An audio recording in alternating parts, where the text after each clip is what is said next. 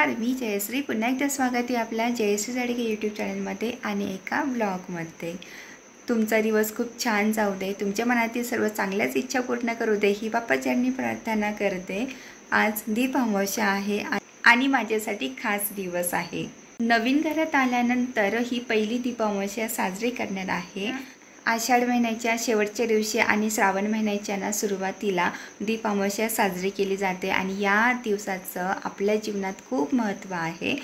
या दिवशी घरातले सगळे दिवे स्वच्छ करून त्यांची पूजा केली जाते. ही परंपरा वर्षानुवर्षे चालत आलेली आहे. तर आजच्या व्हिडिओमध्ये तुम्हाला या दीप अमावस्या साजरी करण्यामागचे काय महत्त्व आहे ते सांगणार आहे आणि त्यासोबतच मी आज दीप अमावस्या कशी साजरी करणार आहे ते तुम्हाला दाखवणार आहे. चला तर मग आता पूजा कशी करायची ते पाहूया. सर्वप्रथम मी घर स्वच्छ करून घेतले आहे आणि दिव्यांसाठी जागा तयार करून घेतलेली आहे आणि आता मी रांगोळी काढते.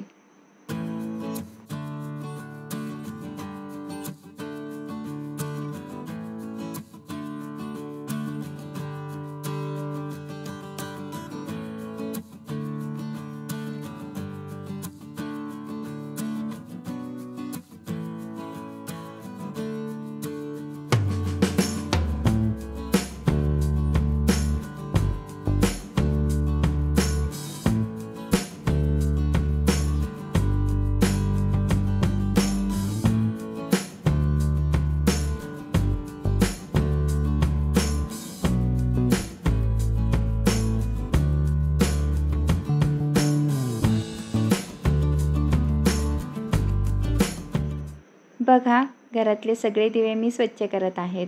घरात छोटे मोठे समया पंत्या जेवढे दिवे असतील तेवढे तुम्हाला आज स्वच्छ करायचे आहेत, कारण की आज दिव्यांची पूजा करायची आहे. हे दिवे स्वच्छ करून त्यांची पूजा करणे म्हणजे घरात पॉझिटिव्ह एनर्जी आणणे.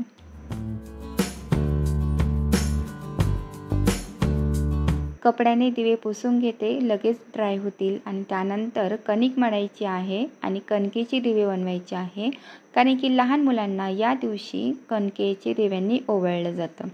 त्यासाठी तुम्ही 2, 5, 7, 9 तुमच्या आवडीनुसार तुम्ही बनवू शकता. आता पूजेसाठी आवश्यक असणारे सर्व साहित्य एकत्र करायचे. तर दिवा घासून घेतलेला होता. त्यानंतर आता यामध्ये वात घालत आहे. तेल फुले वगैरे आणलेले आहेत.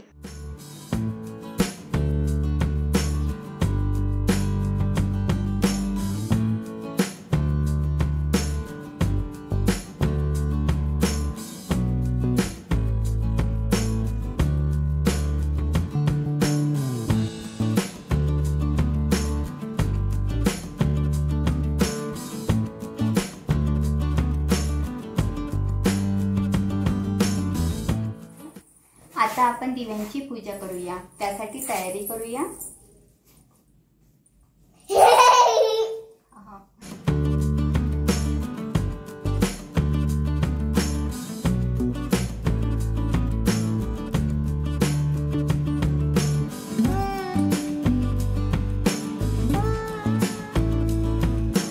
दीप अमावस्या म्हणजे दिव्यांची पूजा.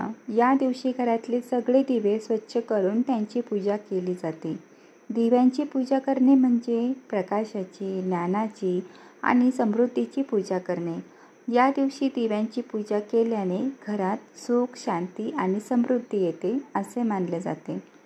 काही ठिकाणी दीप अमावस्येला गटारी अमावस्या म्हणतात, पण दोन्ही संकल्पना वेगवेगळ्या आहेत. गटारी अमावस्या म्हणजे मांसाहार आणि मद्यपान वर्ज्य करून साजरी केली जाते.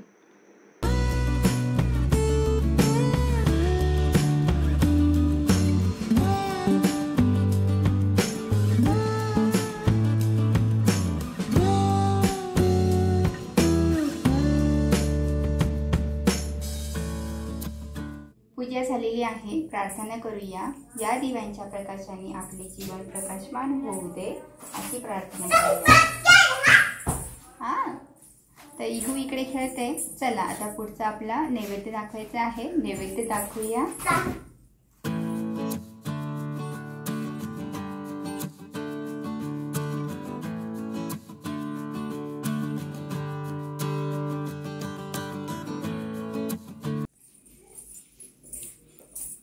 शुभं करोति कल्याणम् आरोग्यं धनसंपदा शत्रुबुद्धिविनाशाय दीपज्योती नमस्तुते।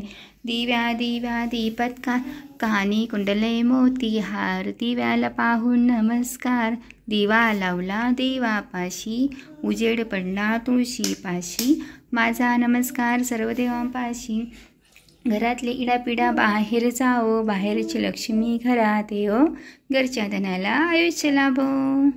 करा बाप्पा हात जोडा नमस्कार करा।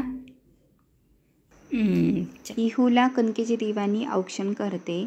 दिव्यांचे तेज मिळावे तसेच संकटावर मात करावी यासाठी घरातील लहान मुलांना दिव्यांनी ओवाळले जाते।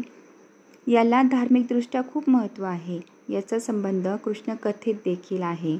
यमुनेच्या तीरावर नियमितपणे गायी मृत्युमुखी पडत होत्या यामागे कालिया नाग कारणीभूत आहे असे बालकृष्णाला समजले। या बाळकृष्णाने नदीत उडी टाकून त्या नागावर स्वार होऊन वश करून बासरी वादन करून सर्वांना भयमुक्त केले। यामुळे यशोदेसह सर्व महिलांनी बाळकृष्णाला दिव्यांनी ओवाळले। या प्रथेमुळे अनेक घरांमध्ये लहान मुलांना दिव्यांनी ओवाळले जाते।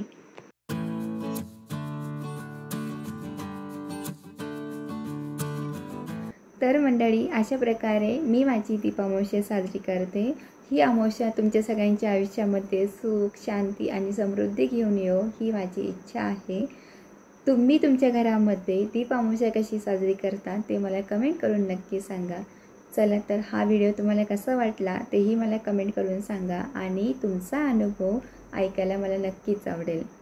चला लाईक करा शेअर करा आणि सबस्क्राईब करा। भेटूया पुढच्या व्हिडिओमध्ये अशाच एका नवीन व्हिडिओमध्ये। तोपर्यंत सर्वांनी काळजी घ्या हसत राहा आणि स्वतःवर प्रेम करत राहा। Bye bye.